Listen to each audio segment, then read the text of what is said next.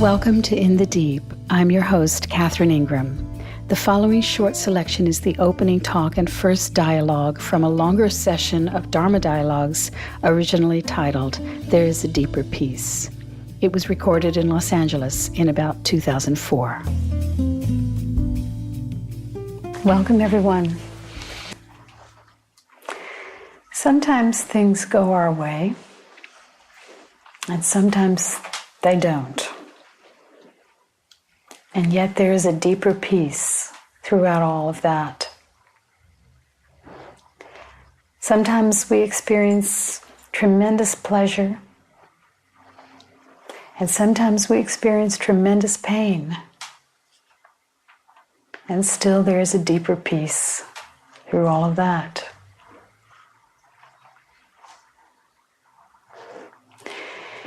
And sometimes the things we want come along. They come to us easily, effortlessly. It's wonderful. And sometimes, out of the blue, we lose something or someone. And throughout all of this, there's a deeper peace. There is a peace you can know that is deeper than all of this coming and going. It's not that you don't feel the coming and going. It's not that you don't feel the loss and gain, the pleasure and pain, the fame and shame, as they say. It's not that you don't experience that, but it's possible to know a still deeper peace. And it's good to make it a priority to know that, because all of this coming and going can intensify, as we know. So that when you're experiencing, say, the intense pleasure, have also a relationship with your peace. So that also when you're experiencing the intense pain or the loss, you have a strong relationship with your peace. The peace that is deeper, the peace that is underneath.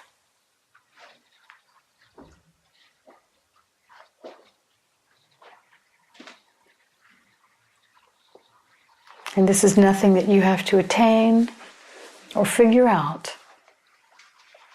This is right here, right now, and always. This deeper peace that has been in you all along, throughout all of this motion of life. So in this context, here in Dharma Dialogues, or what we sometimes call satsang, truth community, we just sit and notice that deeper peace. That's all really that happens here. We don't really learn anything. We just sit and rest and relax in this deeper peace. We get a taste for it, I like to say. You acquire a taste for it. Okay.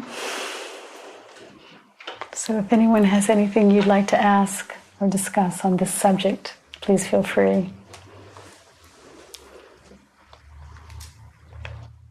I can be conscious of the deeper peace, I think, when things are going well, and even when things aren't going well, and when I'm in pain, because I'm training myself to do that.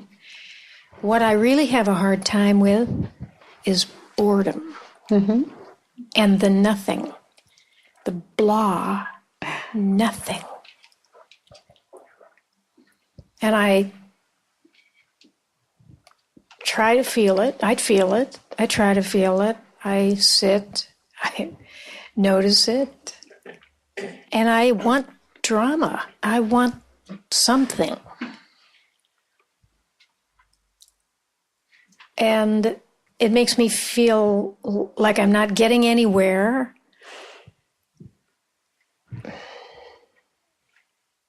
And there seems to be a lot of it. Boredom. Mm-hmm. Or not boredom, blah. Mm-hmm. Nothing. I would just propose, just as a recommendation, as an experiment. See, the notion of blah or boredom is actually an interpretation of this reality. It's actually an overlay of thought that says something more really should be happening than this. Something a lot more exciting than this should be happening. And it then interprets your life as a feeling of wastedness, right? Boring is sort of like time wasted and time, like you say, nothing. Mm-hmm. This is all thought created, thought imposed on reality. Yeah, I see, yeah. Yeah. So I would just, first of all, recommend examining that kind of interpretation and see if you can just reframe it. See if you can either simply not buy into that thought, let it go through, and come back to the fullness of just being with whatever you're doing. Whatever you're doing, whether it's staring into space or watching television or washing the dishes. Really, life is just all these little details. And a lot of what the interpretation about it being boring is that you're imagining some other life that's better. It's like an imagination that's going on that compared to which the current circumstance of washing the dishes seems infinitely more boring. Right? Yeah, that's good. So it's a matter of coming back to reality. There's only so many things one can ever be doing, at any time. Right? You're standing up, or you're sitting down, or you're laying down, or you're talking, or you're bathing, or, there's just these different motions we're in. And there's different stimulus that we experience all the while through that. So you come right back to the actual circumstance you're in and really release interpretation. Really release that interpretation. One of my very close friends spent 2.5 years in prison for growing marijuana in his backyard years ago, quite a few years ago. And he said that the absolute worst part of that experience was prior to going to prison, the imagination of what it was going to be. Once he was in there, it just became his way of life. And he actually sometimes refers to it as the time he spent in the monastery, because he just got into this yogi mode. He studied in those days. He didn't have these teachings yet, so he studied the Dhammapada of Buddhism, and he did a lot of yoga practice and a lot of breathing practice.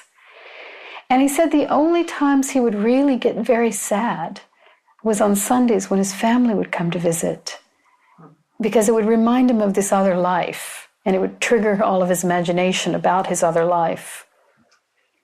But he said it would take a few hours after they left for him to kind of get over it. And he'd then just go back to his current life in the monastery. Yeah, what an incredible gift to hear that, how incredibly instructive. So, all of it is interpretation.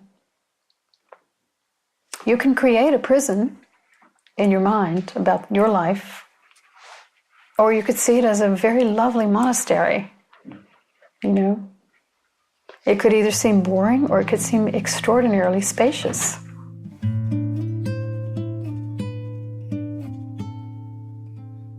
This has been a mini-cast of In the Deep.